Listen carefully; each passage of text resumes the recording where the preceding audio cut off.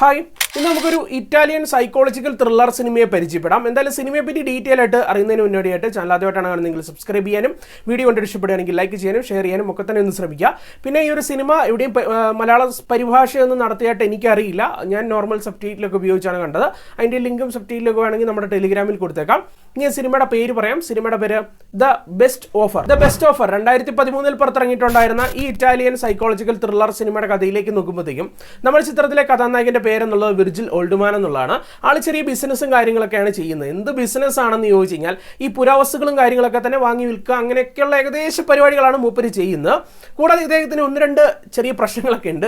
അതിലെ പ്രധാനമായിട്ടുള്ളത് ഇദ്ദേഹം സ്ത്രീകളുമായിട്ട് വലിയ ഒരു കമ്മ്യൂണിക്കേഷനോ കാര്യങ്ങളൊന്നും ഇല്ല എന്നുള്ളതാണ് അവസ്ഥ. ചുരുക്കി പറഞ്ഞ കല്യാണം പോലും കഴിച്ചിട്ടില്ല. കാരണം അത്രത്തോളം അദ്ദേഹത്തിന് സ്ത്രീകളുമായിട്ട് അങ്ങോട്ടൊരു കമ്മ്യൂണിക്കേറ്റ് ചെയ്യാൻ പറ്റാത്ത ഒരാളാണെന്ന് പറയാൻ സാധിക്കും.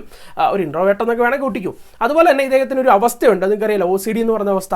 അത് ഭയങ്കര ഹൈജീനിക്കായിട്ട് എപ്പോഴും ഇരിക്കണം എന്നൊക്കെ പറയുന്ന ആ ഒരു പ്രശ്നം, എന്തായാലും ആ ഒരു പ്രശ്നം ഇദ്ദേഹത്തിനുണ്ട്. അത് ഒരു സാധനം എടുക്കണമെങ്കിൽ പോലും അദ്ദേഹത്തിൻ്റെ കയ്യിൽ ഒരു ഗ്ലൗസ് കാണണം. അതുകൊണ്ട് തന്നെ 24 hours അദ്ദേഹം ഗ്ലൗസ് ഒക്കെ ധരിച്ച് മാത്രമേ നടക്കാറൊക്കെ ഉള്ളൂ. അപ്പോൾ ഇങ്ങനെ ഇരിക്കുക ഇദ്ദേഹത്തിൻ്റെ ലൈഫിലേക്ക് ക്ലെയർ എന്ന് പറയുന്ന ഒരു പെൺകുട്ടി അല്ലെങ്കിൽ ഒരു സ്ത്രീ കടന്നെത്തുകയാണ്. അവൾ എങ്ങനെ എത്തുന്നതെന്ന് ചോദിച്ചു കഴിഞ്ഞാൽ ഞാൻ പറഞ്ഞു, ഓൾറെഡി നായകൻ്റെ ബിസിനസ് ഇതാണ്, പുരാവസ്തുക്കൾ വിൽക്കുക എന്നൊക്കെ ഉള്ളതാണ്. സോ ഈ ക്ലെയറിനൊരു വലിയ വീടൊക്കെ ഉണ്ട്.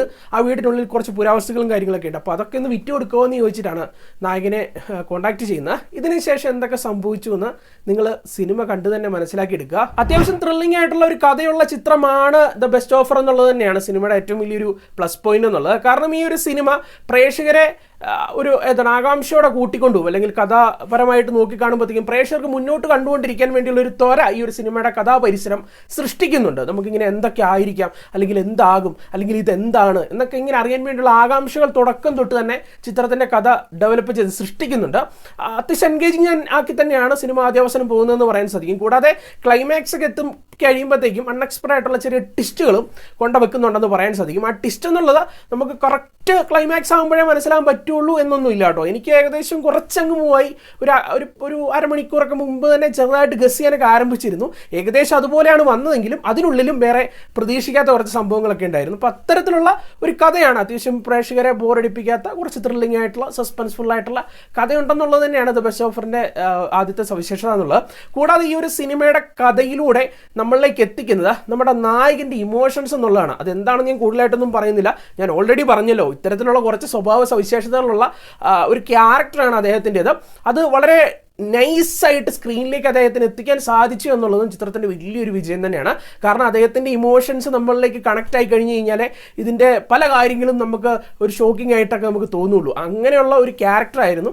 നൈസായിട്ട് തന്നെ പുള്ളിക്കാരൻ ആ ഒരു കഥാപാത്രത്തെ അഭിനയിച്ചിട്ടുണ്ടായിരുന്നത് ജെഫ്രി റാഷ് എന്ന് പറയുന്ന ആക്ടറാണ്. നൈസായിട്ട് തന്നെ പുള്ളിക്കാരൻ ആ ഒരു ക്യാരക്ടറിനെ കൈകാര്യം ചെയ്തിട്ടുണ്ടായിരുന്നു എന്ന് പറയാൻ സാധിക്കും. അതുപോലെ തന്നെ ഹീറോയിനായിട്ട് എത്തിയിട്ടുണ്ടായിരുന്നത് സിൽവിയ ഹൂക്സ് എന്ന് പറയുന്ന ആക്ട്രസ്സാണ്. പുള്ളിക്കാരത്തി അത്യാവശ്യം നീറ്റായിട്ടുള്ള ഒരു പെർഫോമൻസ് കൊടുക്കുന്നുണ്ട്. കൂടാതെ മറ്റൊരു സുപ്രധാന കഥാപാത്രമുണ്ട്, ഒരു മെക്കാനിക്കൽ പരിപാടികളൊക്കെ ചെയ്യുന്ന ഒരു ക്യാരക്ടർ. ആ ഒരു ക്യാരക്ടർ കൈകാര്യം ചെയ്തിട്ടുണ്ടായിരുന്ന ആക്ടറും നൈസായിരുന്നു കേട്ടോ. അങ്ങനെ ഇംപ്രസീവ് ആയിട്ടുള്ള പ്രകടനങ്ങളുള്ള ഒരു സിനിമയാണ്. കൂടുതൽ ടെക്നിക്കലി ഞാൻ കൂടുതലായിട്ടൊന്നും പറയുന്നില്ല. നീറ്റായിട്ടുള്ള ക്വാളിറ്റി എല്ലാ സൈഡിൽ നിന്നും, അത് എഡിറ്റിംഗ് ആകട്ടെ, മ്യൂസിക് വർക്കാകട്ടെ, സിനിമാറ്റോഗ്രഫി കാഴ്ചയാകട്ടെ, ആർട്ട് വർക്കാകട്ടെ, കോസ്റ്റ്യൂംസ് ആകട്ടെ, ഇങ്ങനെ എല്ലാ കാര്യങ്ങളിലും പെർഫെക്ഷൻ എന്നുള്ളൊരു കാര്യം നിങ്ങൾക്ക് ഇതിൽ ഫീൽ ചെയ്യാൻ തീർച്ചയായിട്ടും സാധിക്കുമെന്നുള്ളത് തന്നെയാണ് വസ്തുത. മൊത്തത്തിൽ പറയുമ്പോഴത്തേക്ക് അത്യാവശ്യം നിങ്ങൾക്ക് ഒന്ന് കണ്ടിരിക്കാൻ പറ്റുന്ന ഒരു ത്രില്ലർ സിനിമ തന്നെയാണ്. എന്നും പറഞ്ഞാൽ വലിയ മാരകമാണെന്നൊന്നും പറയുന്നില്ല, ഒരു വട്ടം നിങ്ങൾക്ക് കണ്ടിരിക്കാൻ പറ്റുന്ന തരത്തിലുള്ള ഒരു സിനിമ എന്ന് പറയാൻ സാധിക്കും. പിന്നെ ഞാൻ ആദ്യം പറഞ്ഞ പോലെ തന്നെ സിനിമയുടെ ക്ലൈമാക്സ് ട്വിസ്റ്റ് എന്നുള്ളത് അത്യാവശ്യം ഇമ്പാക്ട്ഫുൾ തന്നെയാണ്. പക്ഷേ ഏകദേശ കാര്യങ്ങൾ ഒരുപക്ഷെ സിനിമ അവസാനിക്കുന്നതിന് കുറച്ച് മുന്നോടിയായിട്ട് നമുക്ക് ഗസ് ചെയ്യാൻ പറ്റിയേക്കും. എനിക്കറിയില്ല, ഞാനങ്ങനെ ഗസ് ചെയ്തുകൊണ്ടാണ് ഞാനിങ്ങനെ ഓപ്പണായിട്ട് പറയുന്നത്. ഇങ്ങനെ ആയേക്കാനുള്ള ചാൻസ് ഉണ്ടല്ലോ എന്നുള്ളൊരു തോന്നൽ വന്നായിരുന്നു. അപ്പോൾ അത് ഗസ് ചെയ്യാൻ പറ്റിയില്ലെങ്കിൽ നല്ല രസമായിരിക്കും. ഗസ് ചെയ്യാൻ പറ്റിയാലും കുഴപ്പമില്ല. നമ്മൾ ഗസ് ചെയ്ത് വെച്ചിരിക്കുന്ന കാര്യത്തിലും കുറച്ച് ടിസ്റ്റുകളൊക്കെ ഉണ്ടായിരുന്നു. അതിന് മേലെ കുറച്ച് ടിസ്റ്റുകളും ഉണ്ടായിരുന്നു. എന്തായാലും ഒന്ന് ട്രൈ ചെയ്ത് നോക്കുക. മോശമല്ലാത്തൊരു സിനിമ തന്നെയാണ്. പിന്നെ ഒരു സിനിമ ഒരിക്കലും ഫാമിലി ആയിട്ടിരുന്ന് കാണരുത്. കാരണം 18+ കണ്ടന്റ് നല്ല രീതിയിലുള്ള ഒരു ചിത്രം കൂടിയാണ്. ഓക്കെ, എന്തായാലും നമുക്ക് മറ്റൊരു സിനിമയുടെ വിശേഷമായിട്ട് എന്ന് പറയുന്നതിന് മുന്നോടിയായിട്ട് ചിത്രത്തിന് 7 out of 10 ആണ് നൽകുന്നത്, 10/7. അപ്പം ബൈ.